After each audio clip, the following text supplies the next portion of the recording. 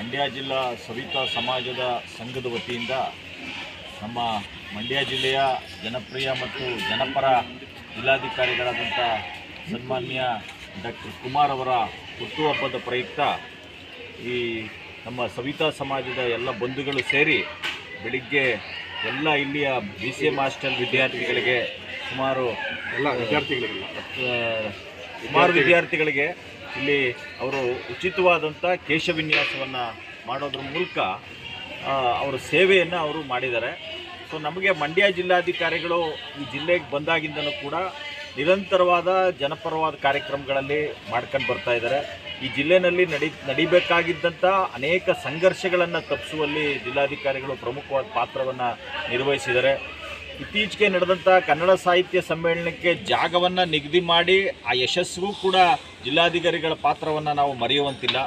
ಭಾಳ ಪ್ರಮುಖವಾಗಿ ಕಳೆದ ತಿಂಗಳು ನಡೆದಂಥ ಇದು ಕರ್ನಾಟಕ ರಾಜ್ಯ ಹಿಂದುಳಿದ ವರ್ಗಗಳ ಆಯೋಗ ನಡೆಸಿದಂಥ ಸಾಮಾಜಿಕ ಶೈಕ್ಷಣಿಕ ಸಮೀಕ್ಷೆಯಲ್ಲಿ ಮಂಡ್ಯ ಜಿಲ್ಲೆ ಇವತ್ತು ಪ್ರಥಮ ಸ್ಥಾನದಲ್ಲಿ ಇದೆ ಅಂತಂದರೆ ಅದು ಜಿಲ್ಲಾಧಿಕಾರಿಗಳು ತೋರಿದಂಥ ಬದ್ಧತೆ ಮತ್ತು ಅವರು ವಹಿಸ್ಕೊಂಡಂಥ ಹೊಣೆಗಾರಿಕೆ ಮತ್ತು ಜವಾಬ್ದಾರಿನ ಇಲ್ಲಿ ನಾವು ಸ್ಮರಿಸಬೇಕಾಗುತ್ತೆ.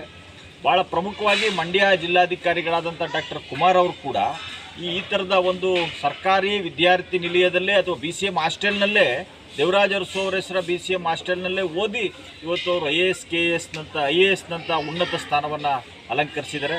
ನಮ್ಮ ಪ್ರತಾಪ್ ಮತ್ತು ಎಲ್ಲ ಸ್ನೇಹಿತರ ಮೂಲ ಉದ್ದೇಶ ಏನಿತ್ತು ಅಂತಂದರೆ ಜಿಲ್ಲಾಧಿಕಾರಿಗಳು ಕೂಡ ಹಾಸ್ಟೆಲ್ನಲ್ಲೇ ಓದಿ ಇವತ್ತು IAS ನಂಥ ಉನ್ನತ ಸ್ಥಾನವನ್ನು ಪಡ್ಕೊಂಡಿದ್ದಾರೆ. ಅವರ ರೀತಿಯಲ್ಲಿ ಇಲ್ಲಿಯ ವಿದ್ಯಾರ್ಥಿಗಳು ಕೂಡ ಆಗಬೇಕು ಅನ್ನುವಂಥ ಉದ್ದೇಶದಿಂದ ನಾವು ಅವರ ವಿದ್ಯಾರ್ಥಿಗಳಲ್ಲಿ ಡಾಕ್ಟರ್ ಕುಮಾರ್ ಸರ್ ಅವರ ಸಾಧನೆಯನ್ನು ವಿದ್ಯಾರ್ಥಿಗಳಿಗೆ ಮನವರಿಕೆ ಮಾಡತಕ್ಕಂಥದ್ದು, ಜೊತೆಗೆ ವಿದ್ಯಾರ್ಥಿಗಳು ಡಾಕ್ಟರ್ ಕುಮಾರ್ ಅವರು ಜಿಲ್ಲಾಧಿಕಾರಿಗಳಿಂದ ಪ್ರೇರಣೆಯಾಗಿ ಅವರವರ ಬದುಕುಗಳನ್ನು ಭವಿಷ್ಯವನ್ನು ಕಟ್ಕೋಬೇಕು ಅನ್ನುವಂಥ ಉದ್ದೇಶದಿಂದ ಆ ಆಲೋಚನೆ ಮೇಲೆ ಈ ಥರದೊಂದು ಸೇವಾ ಕಾರ್ಯಕ್ರಮವನ್ನು ವಿಶೇಷವಾಗಿ ಮಾಡಿದ್ದಾರೆ. ಅವರಿಗೆ ವೈಯಕ್ತಿಕವಾಗಿ ನಾವೆಲ್ಲರೂ ಕೂಡ ಅಭಿನಂದನೆಗಳನ್ನ ಸಲ್ಲಿಸ್ತಾ ಜಿಲ್ಲಾಧಿಕಾರಿಗಳಿಗೆ ಹುಟ್ಟುಹಬ್ಬದ ಶುಭಾಶಯವನ್ನು ಕೋರ್ತಾ, ಭಾಳ ಪ್ರಮುಖವಾಗಿ ಸವಿತಾ ಸಮಾಜ ಸೇವೆಗೆ ಭಾಳ ಹೆಸರಾದಂಥ ಸಮಾಜ. ಅದು ತನ್ನ ಸೇವೆಯನ್ನು ಬರೀ ಕಮರ್ಷಿಯಲ್ ಮಾತ್ರ ಅಲ್ಲ, ಸವಿತಾ ಸಮಾಜದ ದುಡಿಮೆನೇ ಭಾಳ ಕಡಿಮೆ. ಆ ಕಡಿಮೆ ದುಡಿಮೆ ಮಾಡ್ತಕ್ಕಂಥ ಈ ಜನ ಸೇವೆನೂ ಮಾಡಬೇಕು ಅಂತಾರಲ್ಲ, ಇದು ಭಾಳ ಪ್ರಮುಖವಾದದ್ದು. ಇದು ಬೇರೆ ಸಮಾಜಗಳು, ಬೇರೆ ಜನರಿಗೆ ಇದು ಮಾದರಿಯಾಗುವಂಥದ್ದು ಅನ್ನುವಂಥ ಮಾತನ್ನು ಈ ಸಂದರ್ಭದಲ್ಲಿ ಹೇಳ್ತಾರೆ.